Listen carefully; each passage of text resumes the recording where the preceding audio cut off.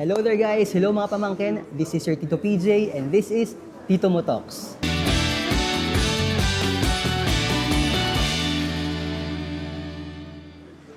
For this episode, nako, ito lang naman ang ating kasama. Bigatin and very in-demand na content creator dito sa Milan. All over the world na din. Diyos ko, sikat na sikat. At yung mga sikat pa ang bumabati sa kanya. Let's all welcome Tita Mercy Malabana! Hello! Thank you so much. It's an honor na ma-invite ako ni Tito PJ, ni Pamangkin. Pamangkin ko na rin yung isa na rin sa aking pamangkin. Opo. Thank you so much at na-invite ako dito sa interview. Oh, Thank you so maraming much. salamat kita dahil ako'y pinagbigyan niyo sa interview na ito. Kasi inaantay talaga to ng yung mga katulad kong mga simpleng mamamayan. Hindi naman simple. Kasi yung nanonood sa'yo, alam naman natin lahat talagang big time na big time. Diyos ko, from Grace po, nakita ko nung isang araw, Rahul Laurel, Mateo. Matteo Giudicelli, Small Laude. Ay, saan ka pa? Ang dami kong tanong kay Tita Mercy. Excited ka na dito? Yes, siyempre. Super excited. Alam mo, ang dami kong tanong. Simulan ko sa Mercy Malabanan. Taga saan po ba ang mga Malabanan? Ang mga Malabanan is siyempre sa Tanawan, Batangas. Ang asawa ko ang Malabanan. Okay po. Ako naman Legazpi. Sa Tanawan, Batangas pa rin. Parehas po kayo ni Amore nyo. By the way, si Kuya Amore nga pala po yung may mister ni Tita Mercy. Ibig sabihin, parehas po kayong taga-Tanawan. Oo, pareho kami taga-Tanawan. Yung pong akin ding mga katapang, marami po taga-Tanawan din po kami mga katapang. Oo nga, mga taga-Batangas. Kaya proud Ang na dami proud kasing ang mga Malabanang- Batanggenyo Oo, kay Tita Batanggenyo. Mercy. So, Tita Mercy, gusto kong curious ako kung ano ba yung ginagawa mo bago ka nakarating ng Italia. Nung bago ako magpunta ng Italia, nagtatrabaho ako sa bangko.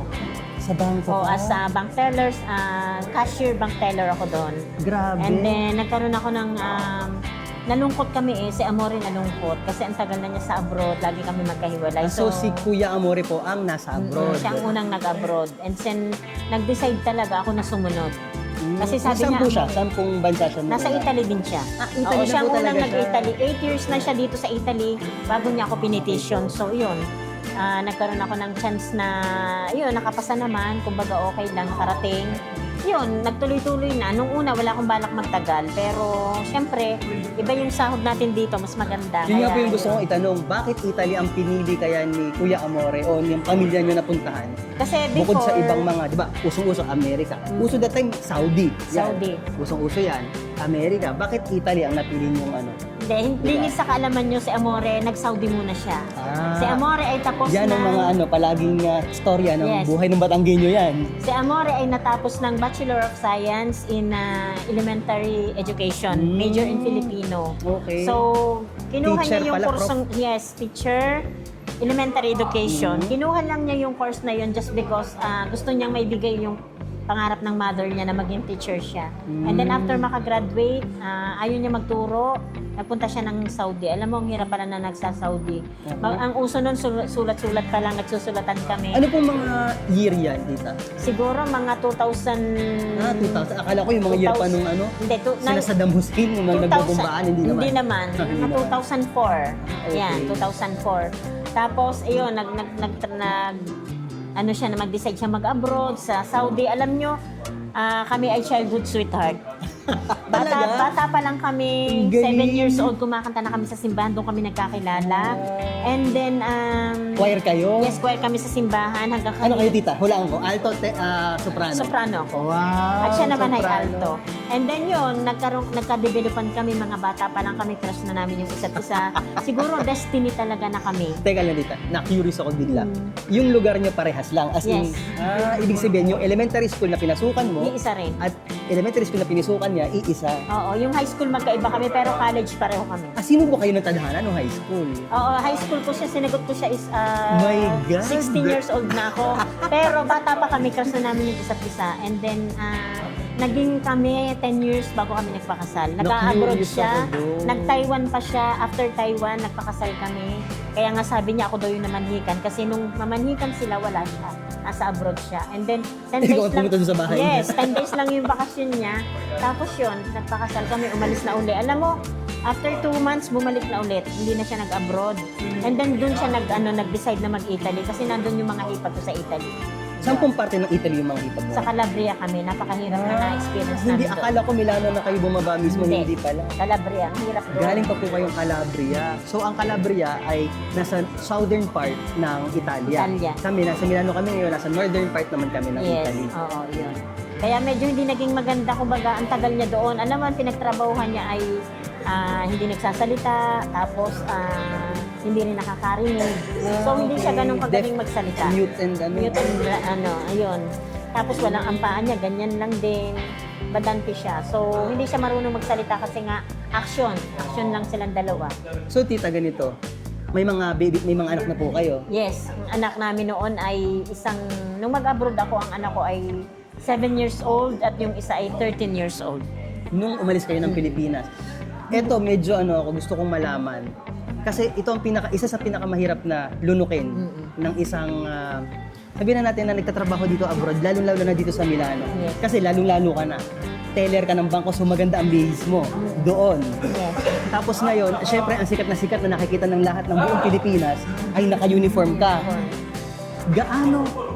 Gaano kasakit yung, I mean, masakit siya, pero paano mo nilabanan, paano ka nag-transition from teller to kasama sa bahay? Ayun, hindi ganun kadali. Kasi hindi ko alam mo nung una, pinapapagsuot talaga ako ng uniform. Ayaw ko talagang isuot. Kasi ang pride ko parang natatapakan yung pride ko. Nararamdaman ko talaga yon. Nung ako ay naandoon sa sud yun. Pero nung dumating kami dito sa Milano, nag-iba yung mindset ko na kailangan ko talagang tanggapin. Ano po nakapagpaiba ng mindset nyo nung Kasi nandito kayo sa Milano? kasi iba sa Milano ang mga tao dito, sosyal. Kumbaga mayaman. Opo. Iba talaga iba ang dating. So, hindi ko na inisip na naka-uniform ako, katulong ako. Kailangan kong ipakita, kailangan kong ako ang gagawa kung paano ko maiaangat yung sarili ko. Yung mindset ko na, inisip ko na hindi ko conformate katulong tayo dito, bababantingin natin, no, hindi. Hindi ganyan ang mindset ko. Kailangan kong magtagumpay, kailangan kong ipakita na magaling ako. So, matatakluban kung ano man yung pagkakakilala sa akin ng tao, kailangan ipakita ko kung talagang ano yung nasa puso ko. So, kailangan talaga magpakatotoo ka. Huwag mong ipagmakahiya kung ano yung trabaho mo. Kasi kaya tayo nagpunta dito para matupad yung mga pangarap natin, maibigay natin yung magandang kinabukasan para sa mga anak natin. At then, natupad naman. Natupad talaga siya. Kumbaga, yun. Naibigay ko lahat yung gusto ng anak ko, napapag-aral ko sila. Napagtapos nyo na pa ang mga anak? Yung panganay ko, gumraduate ng Mapua summa cum laude yun. Wow, Magna cum laude. congratulations. And then yung pangalawa Ang hirap ko, mag-magna, yes, gagraduate din siya ng Mapua ngayon. Magna or Zuma. Ba't magagaling sila sa math? Ba't sila sa Mapua? Siyempre, teller nga pala yung nanay, nakakalimutan ko Ano ko, bigla. kahera na rin ako ng bangko noon. Teller cashier kasi ako ng bangko. Ginagamit kay calculator. Yes. Hindi gumagamit. Kaya, pero ng ano pa rin pero- yan? Uy, yung calculus pa lang nung bata ko, ang sakit na sa ulo. Mahirap, Tsaka mahirap. yung, kahit yung basic math, alam mo, pag dyan sa math talaga, zero talaga ako. Anyway, tita, ganito.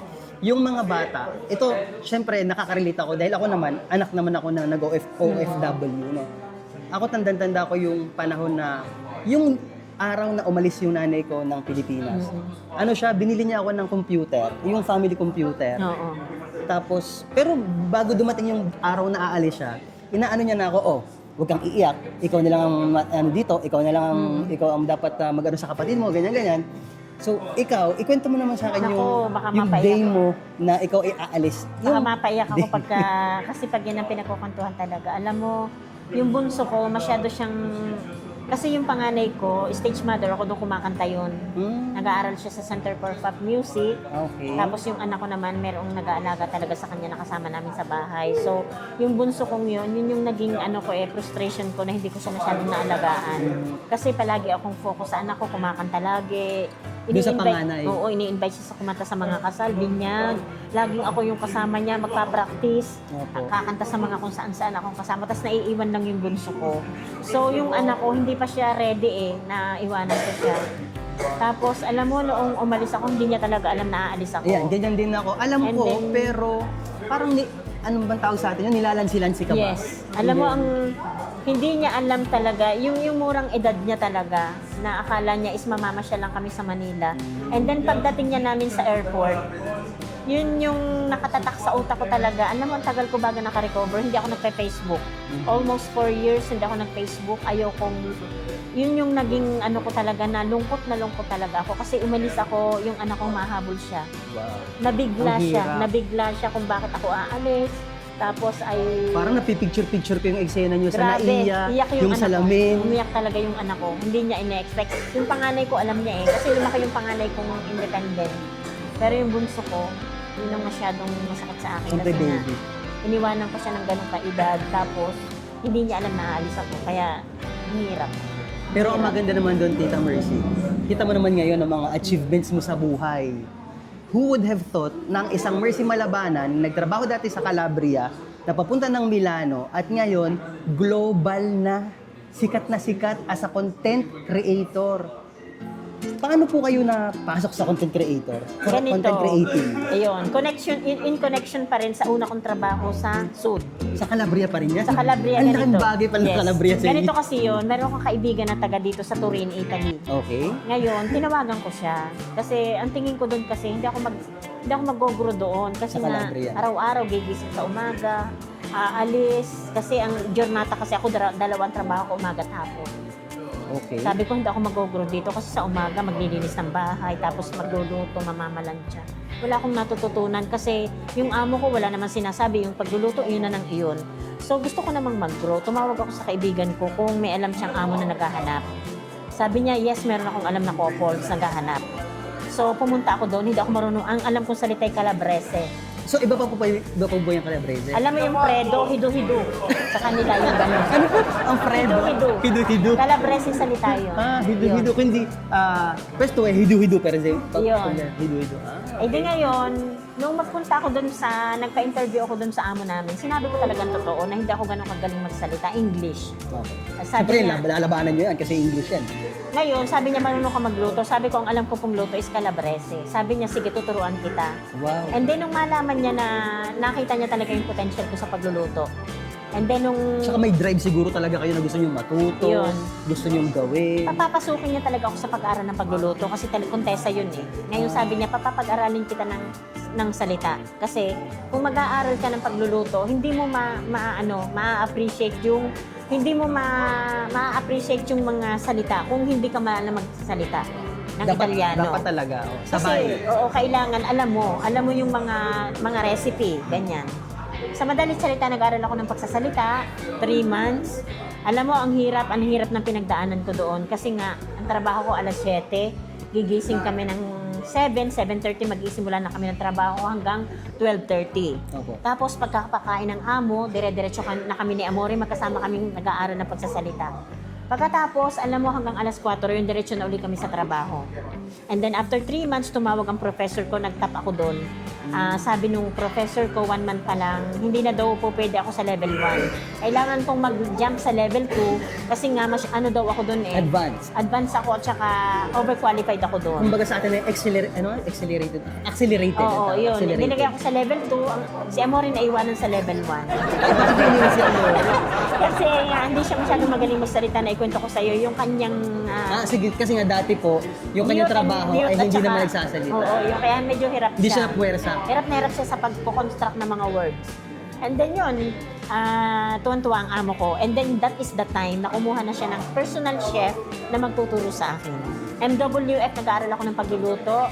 Lunch and dinner, 4 hours ng 4 hours. Tinutukan talaga ako noon ng chef. At alam niyo pagkatapos, ang sabi ng chef, meron ka bang IG? Wala, sabi ko noon. Sabi ko meron ako Facebook. O sige, ganito ang gawin mo. Lahat ng mga iniluluto natin, i-upload mo yan. Kahit 2 or 1 likes lang. Kasalanan niya pala kung bakit yung content creator. Kasalanan ng prof niyo. Ay, Sabi galing niya, naman. i-upload mo yung mga niluluto natin. Titingnan ko yung reaction ng mga tao. And then, hindi ko inaakala mag-viral yan. Lahat ng mga pinopost ko talaga So it was nagbaviral. once a challenge. Yes. Yun, doon nagsimula. Challenge lang pala siya for you. Tapos naging, siguro destiny mo yan. Hindi ko ina-expect Feeling ko talaga. destiny mo yan. Malakas ang kutob ko destiny mo yan. Alam mo, hindi niya ina-expect. And then later on, nung nagba-viral na yung mga video ko sa Facebook, sinabi sa akin na Facebook na i-connect ko daw sa IG yung aking mga niluluto. Doon ako nakilala ng mga artista ngayon. Ng mga Yun, doon big, nagsimula. big time. Doon na nagsimula. Ano yung dahilan? Bakit ka nag-viral? Anong video ang unang-unang nag-viral kung naaalala mo? Akala na nag-viral sa akin dito. Lahat kasi ng ginagamit namin plato, Hermes. Ito ang gusto lahat itanong ng mga yan. Ito na. Gaano ba kayaman itong amo ni Tita Mercy? At sino ba itong amo ng Tita Mercy?